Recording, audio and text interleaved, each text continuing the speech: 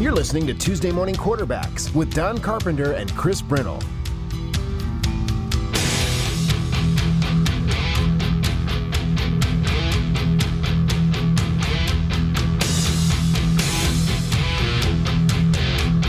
News Talk 1270 KIML. And welcome back. Tuesday morning quarterbacks hour. It's 9:08 and Chris is joining us. So let's talk a little bit about we have an interview with Vic, and I guess is it really an interview if it's somebody you talk to every day though? Yeah, I don't probably. I guess we're in the same place. Yeah, it's yeah. I mean, yeah, I guess maybe you don't talk every day, but we have a clip from Vic. He kind of goes over what happened last night, but that's a very, very tough way to lose your first tournament game. I mean, first time ever in the NJCAA Division I tournament, and to lose it the last second like that, that's a rough one. This stuff, they lost by 2. The game really could have gone either way. Yeah. I mean, Gillette College led for a lot of the first half, then Hill College led a lot of the second half. Could have gone either way, but it's just the way basketball is. Down the stretch, you make shots, you miss shots, and one team gets stops, one team doesn't. And in this case, a foul was really the difference in the contest. And then they hit the free throws in pressure situations. You got to give it to Hill. It wasn't just a good luck thing. Yeah, well, let's actually talk a little. I mean, maybe you can teach me something about basketball strategy here. Now, there's 1 second left. Hill gets they got an out of bounds, so that Hill gets to inbound the ball. They're on their end of the court. And it's tie game, 1 second left. I mean, what's the normal play you run in a situation like that? We'll go both sides. On the offensive side, what's the normal play you run in a situation like that? Well, and so they had to go the full length of the court. No, they were on the Hill College end of the court. And see, that's the thing. That is hard to stop inbounds from the baseline. That's a lot of coaches. That's kind of one of their bread and butters.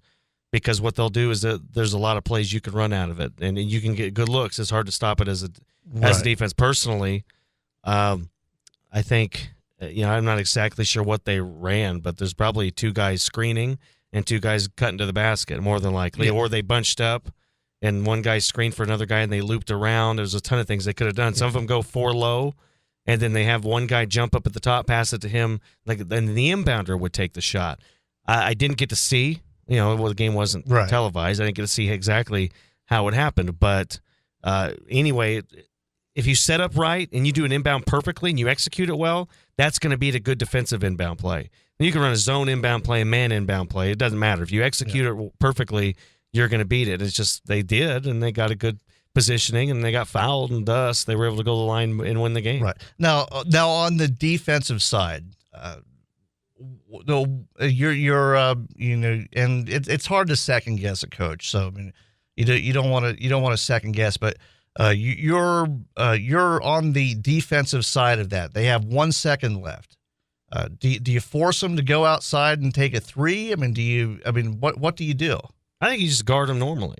Yeah, I don't think you worry about 1 second. I think I particularly like a man defense. I don't know what Gillette College ran, but you can be successful. If you zoned, I would assume they were in a man. I would assume in this inbound they probably ran a man, and that's really all you can do. I don't think there's any type. You don't want them to get open 3. College is a good shooting basketball team. They shot 3s well all year, so I don't think that's really an option. I think you just want to guard, and your best option, honestly, try not to let them catch at all. And then if they do, if you're on them, it should be a tough shot. So it would have been let's not fault the defense that much, because it would have been a tough shot. They just foul them. Yeah. So and that's the key. You got to make sure and again, we don't know what kind of foul it was either. Right. Yeah. So it's hard to say, but it's just one of those unfortunate situations, I guess. It is. That's the way sports goes. And I'm sure it wouldn't surprise me next year. I mean, it's going to be a completely different team next year. They got a lot of guys moving on. But it wouldn't surprise me if we see him back there next year. It wouldn't either. Yeah. I wouldn't. They're going to keep getting recruits in here. They've got a new facility. It's probably going to go up. It's only going to get better. It's only going to get better with Coach Neary and what he's done with this Gillette College program. This is only the beginning. Yeah. I think they'll be in the Nationals for a lot of years to come. Now, they're losing a lot for next year, but I think, he keeps getting recruits in like he has. They should be good to go. Yeah, it's only been in existence 6 years. It's amazing. It's a well-run program, which is, and Gillette College, to their credit, all of their athletic programs are just amazingly well run. The rodeo team, same deal. I mean, the country, the women's team had a little bit of a down year this year, but they're usually in there too. So, and the cross country team is always nationally ranked. So they certainly know how to do athletics out there. So I'm sure we'll be talking about this time next year. We'll probably be talking about the last second win instead of a last second loss. And also, let's not forget Hill College. Very good team. They were ranked third at one point. They were a 12 seed coming in. Yeah. A lot of people didn't give Gillette College a chance, and they hung around and had a chance to win it. Yeah. I mean, it's. I think they were the number 12th ranked team in the country, and Gillette 21st. Yes. So I mean, that's to go down to the very last second. Either team could have won that one. It's a good showing. I know it's probably tough for Coach Neary and tough for the team, but they should be proud of what they did. Yeah, definitely. Yeah. And that's what I talked to Vic about pretty much during the interview. So let's check that out now, and when we come back, we'll just kind of go right to a break, and we'll have I believe we'll have Coach Winkler in at the bottom of the hour. So here's your interview with Vic Wright, voice of the Pronghorns. I'm now being joined by Vic Wright, who was down with the Pronghorns and Nationals in Hutchinson, Kansas. And Vic, a tough loss in round one for this ball club. Yeah, it was a really tough loss. The Pronghorns had the 44-38 lead at halftime, but they started out the game 7-2. Just in the second half, there were tons of lead changes. I mean, like 1-point lead changes, 2-point lead changes. It was 83-83 with a second left to go in the game. Hill College had the ball in their front court, had a chance to put it in play in the baseline. It was put in play. Jamario Jones for Hill College got fouled right underneath the basket, went to the line, made 2 shots with 0.2 seconds left, and that was it. 85-83 was the final. I mean, it's a tough way to lose, but at least it was a close one and not like an earlier game in the day where Cochise College of Arizona lost to Vincennes University, or junior college, the school that made it to the tournament for the 30th time. They hold the record. The final in that game was 90-60. Ooh. Other than that game yesterday, every other game yesterday was 2 or 3 point difference in those games for the most part. I think there may have been 1 or 2 that were, 10 or 12 points, nothing outrageous, but most of those games in this tournament were 2 or 3 point difference for finals, 72-68, something like that. The Pronghorns were 85-83. It's expected to be good, tough competition here in the national tournament. Well, it was a game that could have gone either way, and when you get that far, like you said, it's expected to be. It could be a 50-50 coin flip. Now, that's a tough loss for that team. Describe what you saw when the seconds ticked off and they lost that contest.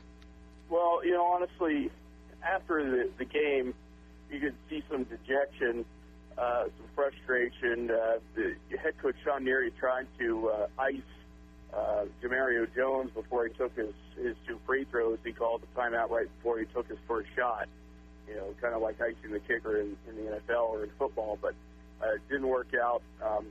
Like I said, made both shots. After the game, they were down. After the game, after I closed up my post-game show, I went down there and stood outside the locker room. There were a bunch of kids standing out there wanting autographs. I walked down there. Ricky Suggs is signing autographs. The other players come out of the locker room. Couple obliged to sign autographs. Others just walk away in frustration and a little depressed the fact the season was over. We went out to eat after the game, and Renard Suggs, the one who was called for the foul, He didn't really say much while sitting in the restaurant. I was adjacent to him, and he basically, I was looking at it, he basically was, he kind of wanted to forget the moment type thing. That's understandable. You guys, the guys made it to the national tournament. They had a good chance of winning it. Some of the players maybe not had their best games on the year, and it didn't turn out the way they wanted it to. But I keep going back to the fact that this is only their sixth year, and the Pronghorns have made it to the Region 9 championship game back-to-back years, their fifth year and the sixth year, made it to the national tournament this year. They're playing in a high school gym. They're going to be getting their own facility pretty soon here. And, the way they're capable of doing things already, I think it's a good sign. The one thing I was talking with assistant coach Tony Chamber while we were eating dinner last night after the game was, hopefully these are good signs to come, and this is not a one-time thing. We're bringing up the fact, if you look at Northwest College, who's also here at the tournament. Northwest College, of course, won the Region 9 championship game against Gillette College last week. Northwest College, the last time they were here was in 1969. Wow. So, if Gillette College is able to keep building this program the way they've been able to in the first 6 years, they may not be a Vincennes University squad. Once again, Vincennes, the team that's been here 30 times, or a CSI, College of Southern Idaho, that's been here, I think, 23 times, something like that. But if you're able to come, once every 5 years or something, and start developing a program, that's great. I mean, Vincennes University, they won their first championship in 1965. This national tournament's going on since 1948. So there's some teams that are very storied programs. Gillette College just getting themselves started, and I think they're off to a good start if they can keep building after this. And talking about the recruiting situation, I think the fact with them making it to the national tournament this year, being able to make it to the Region 9 championship game the last 2 years, that hopefully it will help them with the recruiting, and the fact that in 2 years, hopefully they'll have their new facility up and running as well. Oh, that should help them tremendously, and they've done a fantastic job. I recall last week talking to Neary on the Tuesday Morning Quarterback, and he mentioned he wanted to be scrutinized more in the coming years because if they don't make the national tournament, that's kind of where right. He wants to build a program to where it's at a high level just like that. Now, one last question I want to talk about. You've seen a lot of teams play down there. What do you think about Hill College and their chances to keep moving on? In all honesty, no. I don't think. They might. They've got to play Mineral Area, and I don't know much about Mineral Area. They're a team out of Missouri. Just the way Hill College was able to play, the way we were able to play them. Hill College, I was kind of thinking it would be more like a Northwest College game, as it was in the Region 9 championship game, where they would make a lot more threes. I think Northwest College is a better team than Hill College is. I think, I'm just comparing Northwest College because that's the other Region 9 team that is here that I've seen, that some of the fans may have seen when Northwest College came to town. I think Northwest College, in all honesty, if they can play the way they've been playing, I wouldn't be surprised if they made it to the, Final 8 or even the Final 4. You never know, maybe even the championship. I think Northwest College has a good chance of representing the Region 9 and Wyoming altogether. Before we go, I want to mention some of the players that the Pronghorns are going to lose. Renard Suggs, he's going to Washington State. He's a sophomore, so he's graduating out. He's going to Washington State next year. Quinton Everett, he is graduating out. He's the one that transferred from Little Bighorn College and came to us this year. He is going to Montana State next year. Lorenzo Bonham, he is going to Southern Miss. Of course, he's graduating out. He's going to Southern Mississippi next season. Start DeBellulu, he is graduating out. He is being looked at by a couple institutions. I believe he's supposed to be visiting with Montana State next week. I believe from speaking with him, that is his favorite choice as of right now. Ben Glover, he is leaving. Not sure who he's been looking at, but I'm sure he's been getting a ton of looks. I saw just myself probably a good 25 universities, four-year institutions that were at this tournament. I think West Virginia, Coastal Carolina. There were a couple local schools from here in Kansas. Also leaving Ricky Suggs. Ricky Suggs, as far as I know, nowhere for him yet, but he'll be leaving. And then finally, Brandon Jones, who was a freshman, due to the fact he went a full 3 semesters. He did 2 semesters here at Gillette College. Before he came to Gillette College, he did 1 semester online at the College of Southern Idaho. He is technically qualified, and with his GPA and everything, qualified to go to a 4-year school if he wanted to. So from speaking with his father, speaking with them last week at the Region 9 tournament, and kind of just talking with them again today, this trip here in Hutch, he is verbally committed to Cal State Bakersfield. He might sign with them coming up, I believe, next month. But, of course, the Pronghorns are going to try and convince him to stay. So let's see what happens. He might stay, he might go, but there's a good possibility he'd go to Cal State Bakersfield, another D1 program. So I've mentioned all these players. There's 3 that have already signed to go to a D1 program, a 4th that has a good chance, a 5th that is verbally committed. So, once again, another good recruiting thing with the fact the school is only 6 years in the program, and they're sending players to D1 programs. And, of course, last year, Muhammad Ahmed signed to go for the University of North Texas, another Division I program there in Texas. So, it's a tough loss. It's a tough way to end the season. They wanted to go deeper in the national tournament. I wanted them to go deeper in the national tournament. It's been an interesting ride. On the record, I want to thank Don Clonch for allowing me to come out here. Of course, our general manager, the Booster Club, for helping swing things to get me out here. But, hopefully the team will regroup. They'll build. They'll start recruiting night and day. I'm sure head coach Sean Neary and assistant coach Tony Chamber will be getting to work on that pretty quickly. Probably tomorrow. Well, I wouldn't be surprised if they might have a phone call or 2 on the bus ride home today. It's probably about 4:45 your time right now by the time this plays. So during the Tuesday morning quarterback show, we hope to be back in the Mountain Time Zone somewhere in Colorado. We plan on leaving here around somewhere around 5:30 Mountain Time this morning. So, but nonetheless, I think it was a good season. It's a disappointing way for it to end. I brought it up. I don't know how the players feel from a play-by-play aspect of it, though. I'm glad it was a close game where hopefully the listeners enjoyed it on the edge of their seats. Other than a win, it was as close as it could get versus that Cochise versus Vincennes game where it was a 90-60 final. It wasn't a blowout, and it was, they had the lead for parts of the game, and it was a fun one to listen to. Well, I tell you, I was on the edge of my seat back here. I was going back and forth working and listening to the game, so it was a very eventful contest. I was sad to see that they lost, but.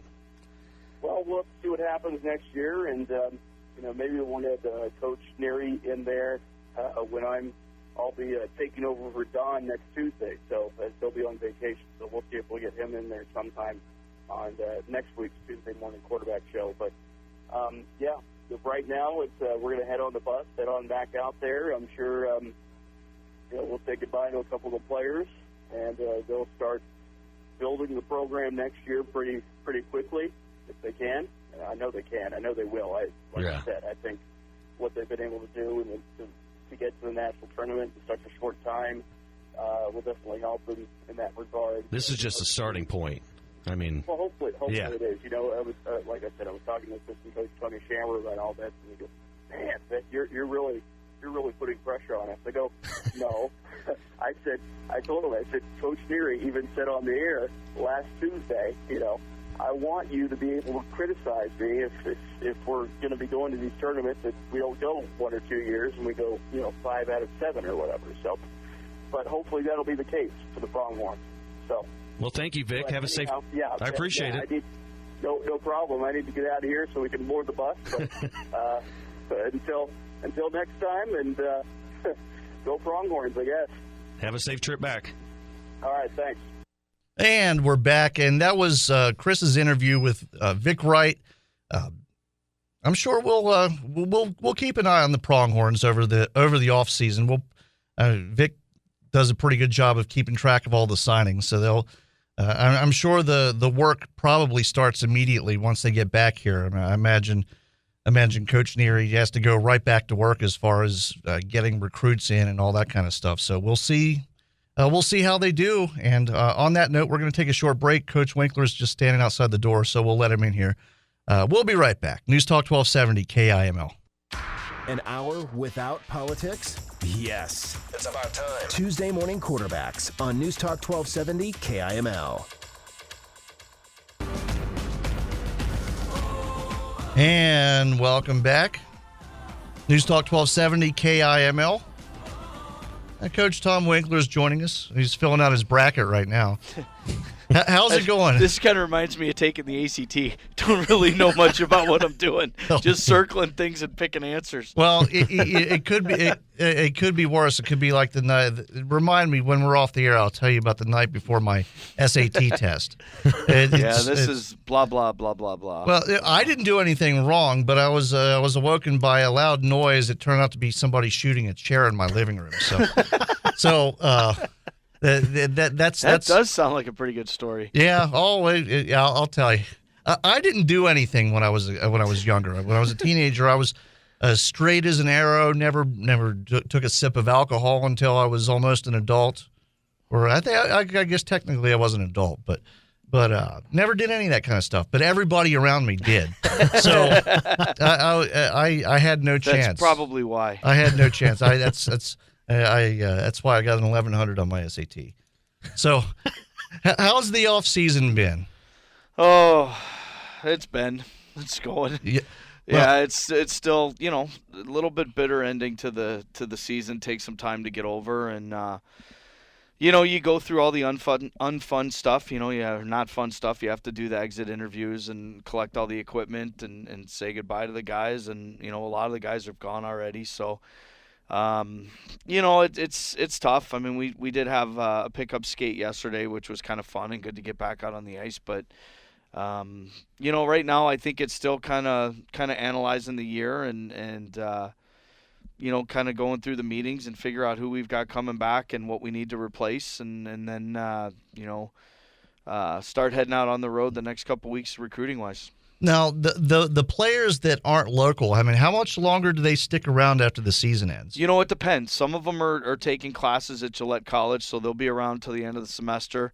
Some of them have, put their 2 weeks in at work, and they're going to finish up their work commitments, and then they'll go. And, a couple guys, stuck around through the weekend, and so, I mean, it kind of varies. I mean, we If they're going to school and working and stuff, that's fine. But if you get to the stages where they're just hanging around, then eventually between the billets and us, we need to make a decision for them to figure out what they're going to do.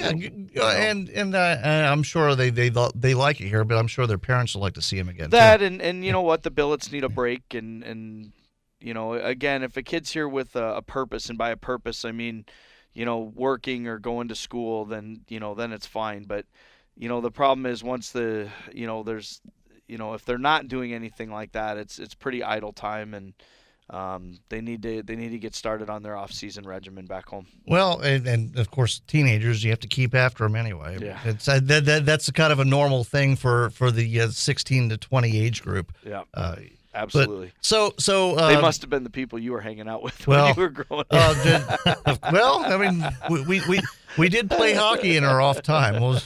We did play a good bit of hockey, but I imagine you don't really get any off time with this. I mean, off season, it's different phases of the year. I mean, right now, like I said, you're in the phase of the postseason, the meetings and all that, and then it transfers over into recruiting season, and really recruiting season takes you up until you start training camp, and a little bit of a lull right now because national tournaments and things are finishing up. But once you start to get into mid-April and early May, then showcases are rampant, and there's things that you really could be at every weekend, every other weekend. Yeah, so people don't really think of late spring, early summer as hockey time, but that really is a busy time of year. Yeah. You're constantly heading out. So you're heading out next week, right? No, tomorrow. Tomorrow. Wow. Tomorrow morning I'm driving back to there's a big national championship high school tournament with 32 teams, and actually in one of the rinks in St. Louis where I kind of later on in life played at and coached at quite a bit. A little bit newer facility out there, so I'm going to drive back, and tournament starts Thursday morning through Sunday, so I'll get to see quite a bit of hockey, quite a bit of kids, and again, it's a national tournament, so it's teams and high school age teams from all over the United States. So you're going to St. Louis, huh? Yeah. Can you bring me back some White Castle burgers? Are you serious? Yeah, I have a thing for White Castle, like 25 sliders. I'll pay you. I'll pay you back. Actually, you know what? I thought he was. You can get them frozen. Yeah, you can buy them at the store. They're not the same. They're not the same frozen. Well, I hate to tell you, they're not going to be very good. Number one, they wouldn't last because I'd eat them. But number two, they're not going to be very good if I don't get them frozen. And also 5 doubles with cheese would be good too. When the lights flickered. Yeah. Uh-oh. That's somebody telling you shouldn't be eating that. Yeah, well, that's what that is. And there they go. We're still on the air. Hey, we're still good. Yeah, we're still good. Backup generator. We have a generator. Yeah, it's always something interesting. This place is haunted. I told you. And there it goes again. The lights are just on and off. But we're still on the air, so don't worry about that. But are we though? Yeah. Well, who's listening anyway? Right? It's like that scene from Major League. You can't say that on the radio. Nobody's listening anyway. Yeah, tree in the forest. Tree in the forest. Harry Doyle. That actually brings up. Well, we have enough time. Your favorite sports movie? My favorite sports movie. Oh boy. That's probably it's so easy. If you're asking my favorite hockey sports movie, it's Miracle. Without a doubt. That event, that game, that team happened when I was 10 years old. Very influential in playing, and it's funny because the association that I played in, our colors were actually red, white, and blue, and then we actually had old-style New York Ranger jerseys, and then after the 80 Olympics the next year, you can imagine we had the 80 Olympic-style jerseys for our club program, and then getting older and being involved in hockey and coaching, I've had the privilege of meeting quite a few of those guys, John Harrington, Buzz Schneider, Mike Ruzioni, Jim Craig, all those guys, Davey Christian. It's just an ultimate thrill, and obviously, getting to know them and their stories and talking to them and whatnot, and then seeing the movie. It's kind of one of those things where you can put a little bit of reality to it, which is pretty cool. Well, and you've seen Miracle, right? Yeah. With Kurt Russell. Okay, Great movie. so you've met all these guys. I mean, how accurate is it as far as personalities and it's fairly accurate as far as there's events. Yeah, and in the it's funny because I actually pretty familiar with the story itself, and like in the movie, like with Jack O'Callahan, coming back in the Russian game and the big hit. That's Hollywood. He only missed a couple games. He missed the first 2 or 3 games of the round robin and then played the rest. The one who was injured for most of the tournament that didn't play a lot was Bob Suter, who actually recently, unfortunately, passed away. I think he was 57, died of a heart attack. So it's a lot of it's extremely true, extremely dead on, and what is Hollywood didn't really deter from the story at all. But it was cool when Buzz Schneider was here and he came into our locker room and talked with the kids, and he said a lot of what you saw in the movie was reality. Herb Brooks was that way, and the team became very, very close because of how his coaching style was. And I guess the interesting thing was a lot of the American players really had a lot of respect for the Russian players. And after the tournament and as time went on, they got to know a lot of those guys. And it was a very, very big deal here, and in Russia it was a very big deal too, but for opposite reasons. And a lot of people, especially younger people like Chris here, don't remember is there were no Russian players in the NHL. No. I mean, they had were no Eastern Bloc players in the NHL, not Russians to begin with, and European hockey wasn't really respected. I think when Canada played the Summit Series against the Russians in '72. And they brought all those all-star NHLers in, and the NHLers thought they were just going to roll right over them, and they didn't really prepare. And then the Soviet Union came over here and kind of fed it to them for the first couple games until they got their act together. I think that's when everybody started realizing that the Soviets were legit, and the teams that they sent to the Olympics in the 60s and 70s were basically professional teams. And then you started to see him come over and do the tours and have the 10 to 12 game exhibition series against NHL teams and all that. And it was a big deal, but I think the biggest positive effect of it was just how hockey grew. I mean, I was 10, and that was a big part of my hockey growing up. One year I wore 21 because that was Mike Eruzione's number. So. The effect that it had on everybody who was playing at that time is unparalleled, and I think those guys are responsible for where USA Hockey is right now and the development of American players and more American players in the NHL percentage wise than ever before. It's just had such a long lasting effect that it's pretty amazing. Well, and that I think that was the start of that boom. Boom time at the NHL. Absolutely. And then you got another one in the late '80s with Gretzky and Lemieux and those guys. I think we're maybe at the beginning end or maybe even in the middle of a boom now. I mean, I think the NHL's doing pretty well. NHL's doing fantastic. Yeah. And it's crazy because it's the only sports league that's had 3 major shutdowns and lost a season. And they got to stop doing that because they do create so much momentum. But you know what? The average person doesn't really feel sorry for a professional athlete that's average salary, average entry-level salary, $650,000. When you got guys that are making $7 million a year and you're going striking and locking out and walking out and doing it on a regular basis. I mean, you're talking almost every 5 to 6 years they're talking about a lockout. And I was, the last lockout really disgusted me. I mean, I was as disgusted as anybody. And it's like, you know what? You're finally starting to see sponsors like Southwest was saying, you know what? Take a hike. We're done with this. We're not going to have every couple years you guys bailing on us because you can't get along and you can't get revenue sharing and you can't agree to a salary cap and all these types of things. And it's like, you know what? The average guy that makes $35,000-$40,000 a year doesn't really care. Oh, we're not even on the air. Well, we'll just keep talking. Okay. I'm recording this, so okay. I'll play it tomorrow or something. It'll actually give me something to play tomorrow. I'm out. Hey, you know what? Hey, I was right. Nobody's listening anyway. I guess so.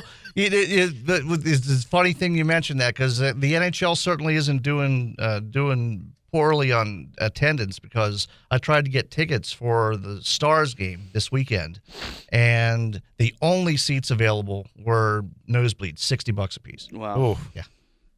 Meanwhile, I got box seats, club box seats at Orioles game in May, $60. And you know what? A majority of the teams are doing well. I mean, even the Southern teams are starting to pick it up that were struggling, but they got their issues too. I mean, you watch I'll tell you, a team that I like to watch play, and I have the NHL package, is I like to watch the Florida Panthers.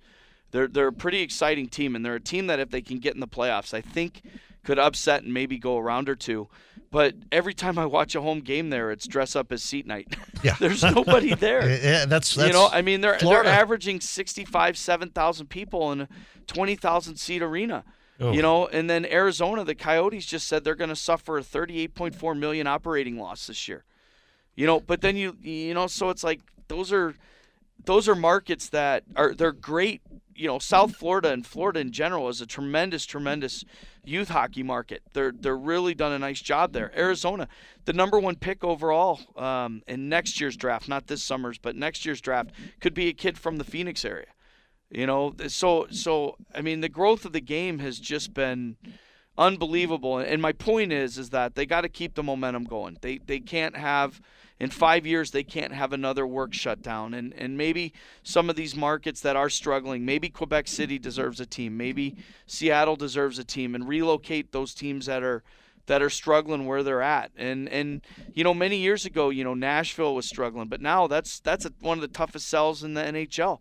Those guys down there have done just an unbelievable job developing hocky from the grassroots level in Nashville. I mean, there's so many talented players coming out of that I spend time recruiting in Nashville in the summer, hoping to get some of those players to come out and play for us. So it's interesting. I guess we kind of got off track because that's all right. I'm thinking move the Panthers to Kansas City. That's what I'm thinking.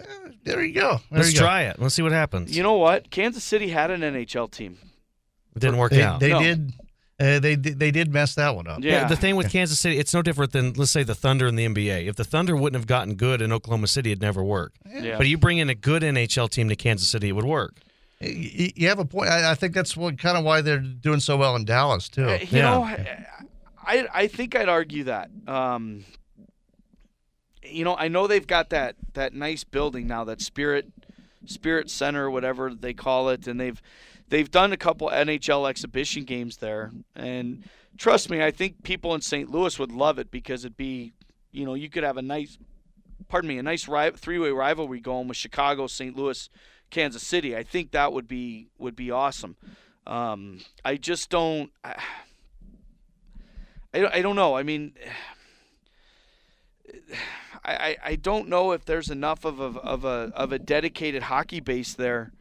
And youth hockey's grown. They had a minor league team, the Kansas City Blades, for about 8 years. That did their first 6 years they did very, very well. Then the last 2 they really struggled. So I think there's enough guys there that have stuck around, that have helped grow, and done a nice job with the grassroots hockey. But again, just it's Kansas City's a football and basketball town. I mean, I don't even want to say baseball because they've had one good season in the last 35 years, but they don't even really support the baseball team that well. I mean, so. No, when you lose 100 games for 30 years, they're not going to support you. That's 3,000 losses. No baseball town. The Yankees wouldn't get support if they lost 100 games that many times. But they got a great stadium. I mean, it's. So I don't know. I mean, I'm probably irritating or maybe even making mad people in Kansas City, and I'd love to see them prove me wrong. No, they can't hear you anyway. I agree with you. There's nobody can hear me. Nobody can hear us. A ton of question marks. You're right. I wonder if my wife had something to do with this. She doesn't listen to me either. She's like, I got to listen to him on the radio now. Click. Okay, well, I guess we better wrap things up. We'll see. My favorite non-hockey sports movie is Major League. Major League. That's a classic. Yeah. Mine's Major League too. That not Major League 2. Major League. No, also. the original. Semi-pro's good too. Semi-pro would be in the top 5. Yeah. And if I had to pick a non-comedy movie, it would probably have to be Rocky. That's pretty much the perfect sports movie. I don't know what he's saying half the time. You got half the movie right there. Okay, I guess he did that for 6 straight movies too. Yeah, well, just the first one. If that's the point, you might want to say Terminator. Okay, well, I guess we better stop pretending to do radio. We'll see. Well, I'll see you in 2 weeks. Yeah, have a nice vacation. Whoever's here next week, we'll torture them. Yeah, well, Vic, you get to torture Vic. You know what? That's about time. He's tortured us all year. We'll give it back to him. Okay. Turnabout is fair play. Absolutely. Twitter isn't just for arguing anymore. Follow Basin Radio Network @Radio Basin. Don Carpenter on News Talk 1270 KIML. Looking for a job. Looking for a job. Looking